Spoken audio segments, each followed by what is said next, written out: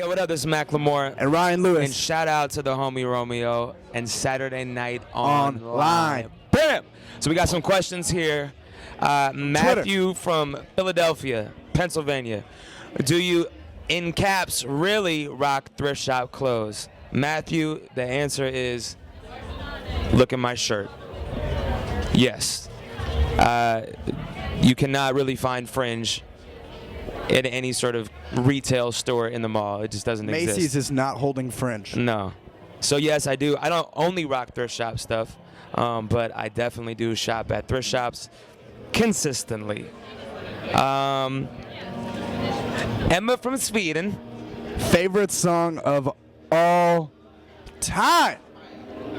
It's like the impossible question to answer. Emma from Sweden, we don't know that We question. don't know that. Colt from Omaha. What is your favorite pair of sneakers you own? Colt, great question. I'm going to have to go with infrared 6s. I actually just got them yesterday here in Austin, and Nikes. I love them. Shout out to Nice Kicks and my dude Matt that hooked it up. Mine are probably Vans. I don't know the name, but they look like an intermerger of a regular van and a rain boot. Bam! Courtney from Greensburg. Greensburg. When you were writing Thrift Shop, did you ever expect it to get that big? Hell no. No. Hell no. I am still weirded out, still tripped out, still don't really know how it happened, and I am not in the Illuminati. Rachel from Waukee. Waukee. What city on your tour had the craziest audience? If so, what did they do? That's a tie. Dublin. Salt Lake City. Really? Maybe a couple years ago. We have different answers. Dublin, yes. Yes. No brainer. Ryan loves Dublin. the Mormons of Salt Lake, which I do too. Shout out to Mormons. Dublin's crazy. I did a balcony dive jump. It was about a foot. You're gonna even bring that up? It felt a lot like a That is drop. not what made the show crazy. It felt like a drop. I got to the balcony. I climbed, and I kind of kept climbing down until I was about like a foot away from the audience hands, and then I fell. You know what? Chicago, last tour, I jumped off the second story. That was probably the highest jump. Besides the Dublin, for sure. Besides Dublin. Second highest. Very similar jumps. Mally from Seattle, what is your favorite thing about the Northwest? Ryan's, let's answer it for each other.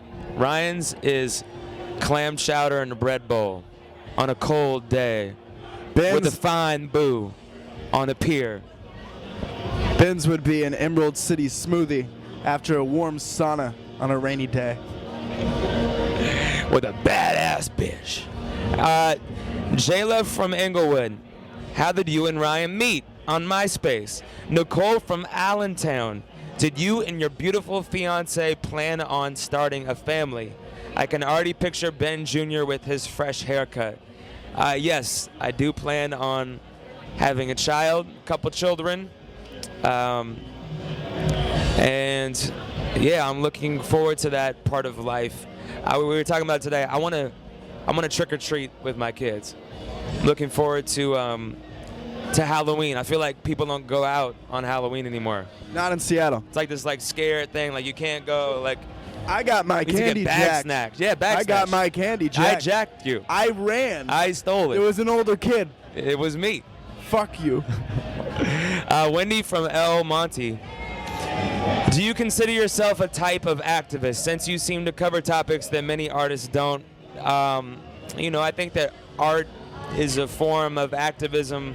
The word activist is like, I don't throw that around identifying myself as an I activist. think surrounding some topics, you've been a bit of an activist. Yeah, but I just don't.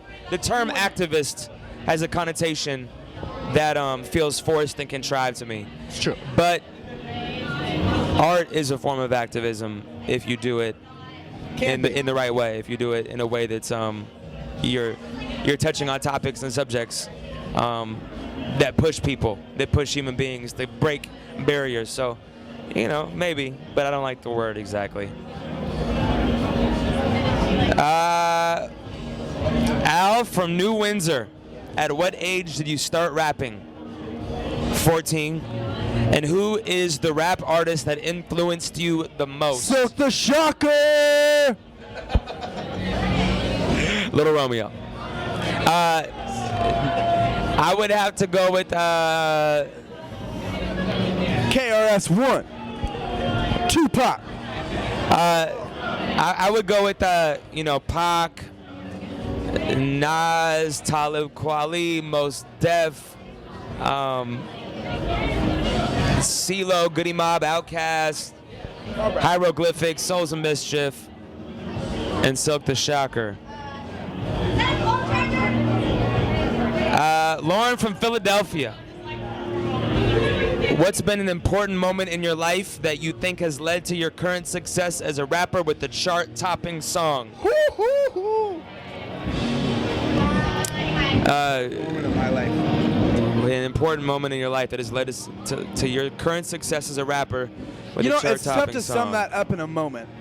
I do think that there was this small window when I graduated college and we first started working where I didn't know where this was going to go at all and chose to stick to it and work very, very hard when I was not living off of it, but I still chose to do it. That was a very important moment, I think.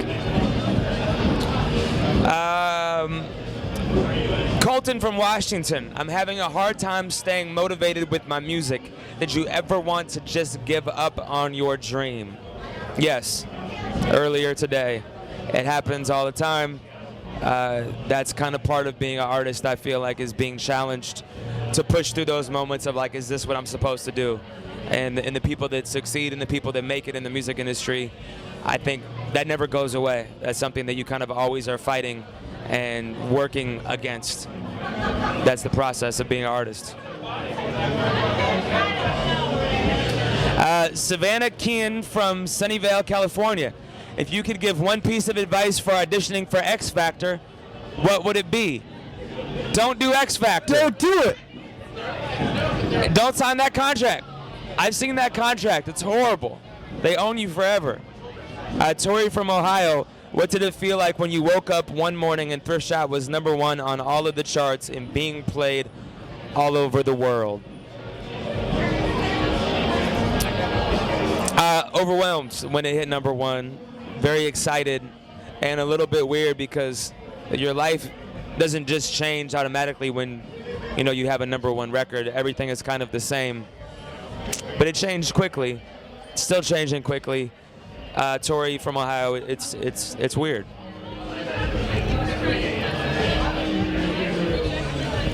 Sarah from Dallas.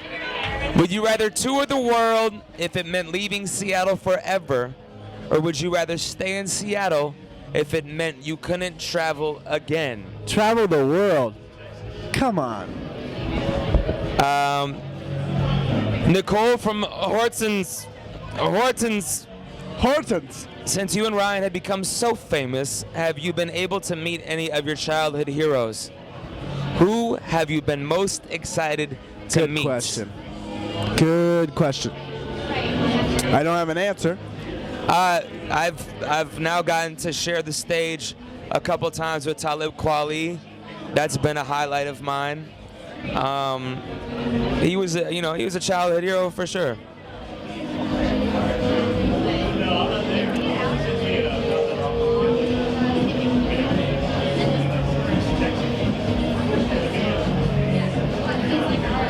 Devin from New Zealand. If you were not doing music, what do you think you would be doing as a career? Cowboy.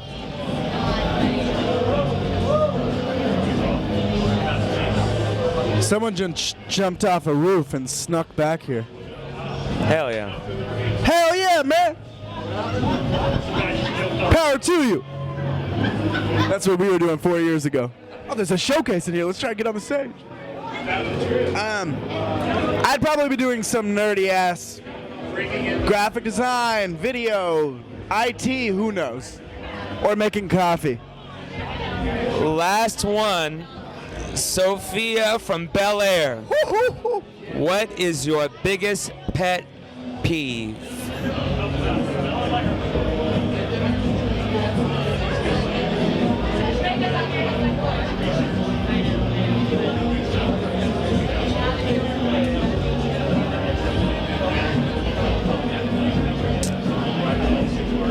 Good question, Sophia. I'm not a fan of people that don't say thank you, people that interrupt. I know your pet peeve. What is I know it? your biggest pet peeve. What is it?